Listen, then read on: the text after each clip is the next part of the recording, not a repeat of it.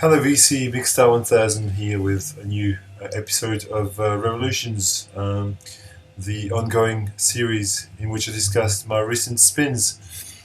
Um, this week we have about 15 records, we've got about 2 or 3 CDs here, a book to discuss. I shall get going pretty shortly and take you on my listening journey. So right this minute I'm listening to an African classic, CK Man and his Carousel 7 Funky High Life reissued on Mr. Bongo a couple of years ago, don't know exactly when. It's highly recommended. Bit of High Life from Ghana. High Life sort of similar to Afrobeat. High Life is from Ghana originally, sort of spread to the other countries, but Afrobeat is more a Nigerian movement, but they're very similar in style. I think Afrobeat is the funkier older brother of High Life, or younger brother of High Life. So High Life came first. So yes, to continue with African music, in the past couple of weeks I've been rediscovering this really amazing record. Tinariwen is the band, Amasakul is the record. Tinariwen are a band from Mali. Their members are Tuareg, from a Tuareg tribe, and that means they're nomadic. And they play what they call sort of desert blues, but that's just kind of a sort of a white journalist version of what the music's like. I mean, I don't know how to describe it better, but yeah, it's not really blues. It's just the typical sort of guitar music that would be played in that part of Africa. It's unlike anything that we're used to in the West, really. It's a fantastic album. It's from 2004, which is when I bought it, I'm happy to say. Great record, great band, Tinariwen. Also recommend the Radio Tuesdays sessions. Just before that, I was enjoying the company of Gil Scott Heron and Brian Jackson, Midnight Band. First minute of A New Day. This is an album from 1974, which is a fantastic record. Not the best record, not the best Gil Scott Heron, Brian Jackson, but still a very soulful effort as per usual. Really, I'm really partial to Winter in America personally. Bridges is also fantastic. Bridges is a fantastic album. This is great too. Gil Scott Heron and Brian Jackson. And staying with jazz a little bit earlier than Brian Jackson and Gil Scott Heron, I was grooving to the Max Roach record, which is just on fire, really brilliant. Members Don't Get Weary. From 1968 on Atlantic Records. Lovely label, Atlantic label. This is just, I mean, it's a trip of record. It's just so dynamic, soulful, spiritual at times. There's vocals. There's soaring vocals actually. We've got Max Roach on drums, Gary Bartz on alto sax, Charles Tolliver on trumpets, Jimmy Merritt on bass, Stanley Cowell on piano. I mean, and that is just, and the vocal is by Andy Bay. Andy Bay, indeed, fantastic record. This week I bought a new music book. I am a voracious reader of music books. I just, when I finish one I need another one. And the one that I found in our local bookstore is this fantastic, huge story of the 4AD label, which is called Facing the Other Way by Martin Aston. And I've only made a small dent in it. But whilst reading this, I highly recommend this. By the way, it's already riveting, and learning about Ivor Watts Russell and his whole psyche and demeanor is very interesting. Because of this, the very first record that they mention in the book, the very first sort of 480 record that they reference heavily in the book at the start, is the first debut album by This Mortal Coil,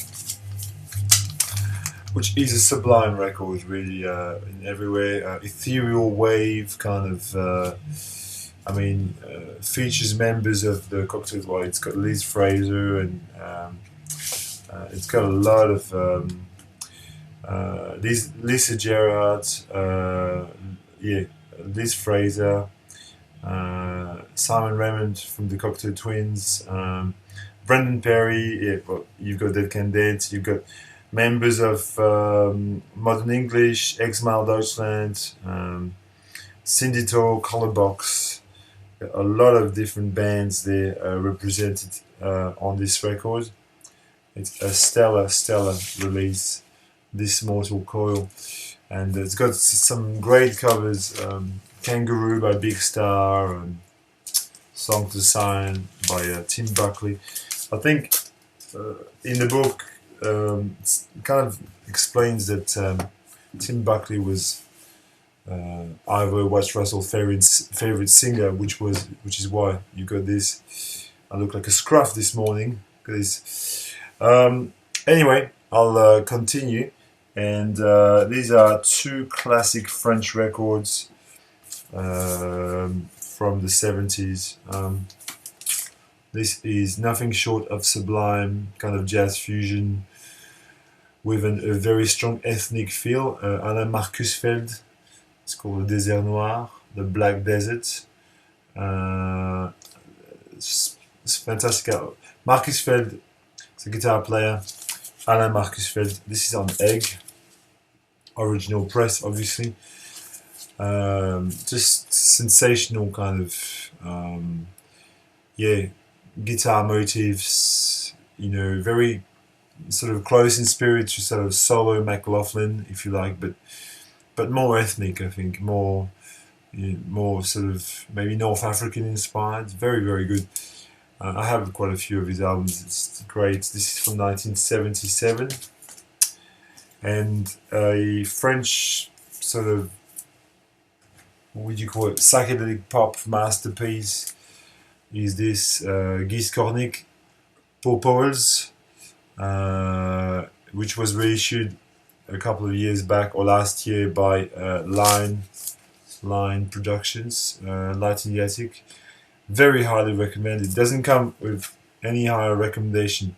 It's on the same wavelength as my favorite classics, Histoire de Mélodie Nelson, The Death of Mort d'Orion by Gérard Manset, which is discussed last week, Solitude by Léo Ferré, Polnareff by Polnareff. It's just on this kind of plane of existence. It's a classic French record. Only the French can make those kinds of records. It's just brilliant. Pour Paris. So it's fantastic. It's a great record to listen to. And since I'm on French, I've got another French record. It's a jazz record. Fantastic. Akagera by Humer, Daniel Humer, François Jeannot, and Henri Texier. I think François Jeannot is Swiss, but the other two guys are French. Or maybe Daniel Humer is Swiss. I don't know. So Daniel Humer is on drums, François Jeannot is on sax, and Texier is on double bass, obviously. Henri Texier is a favorite of mine. This is a superb record. Highly recommended. Humer, Jeannot, Texier, Akagera. On disc JMS from the year 1980. That's right. And Skornik, this Guy Skornik was originally released in 1970, in case you you're wondering. Uh, okay, continuing with a trio of Brazilian releases. I'll start with the record, and then I've got two CDs there. This is a fantastic vocal bossa nova record, Elis Regina in London. This is an original Brazilian press, believe it or not. Just an amazing record. Yeah, it's just really dynamic. I don't know, I just don't have the words for. Pick it up. It's a great record. Elis Regina in London. She's on Trafalgar Square with the pigeons. It's probably the very same view. Well, it is the very same view nowadays. Really, I mean, it hasn't changed a bit. I was there about a month ago, and it was exactly like this. Recorded in 1969. It's got songs by Tom Jobim there, Vinicius de Moraes, Erasmo Carlos, which that's fun. I'm going to make a good little segue here. I was listening to this dope record. Actually, this one and the next one that's just next to me should be featured in recent vinyl finds and stuff, but I just can't. I can't be bothered. I'm playing them at the moment. I got them recently, and I'm playing them a lot. This is Sonhos e Memórias, Erasmo Carlos. This is a fully fledged Brazilian classic, put in the same category as Força Bruta or Construção by Chico Buarque or Clube da Esquina by Lo Borges and Milton Nascimento. But this is really in the same league. It's an absolute 10. It's a 10, this record. It's fantastic. Erasmo Carlos. This is a Japanese, it's really nicely done Japanese series, and the CD is always the same. Also got this one, which is again, I mean, these two are comparable in some ways. This is Nara Leo. Nara Leo. She was a bossa singer. The album is called Des Anos Depois, which I think it probably means 10 years later or something, or judging from what it looks like.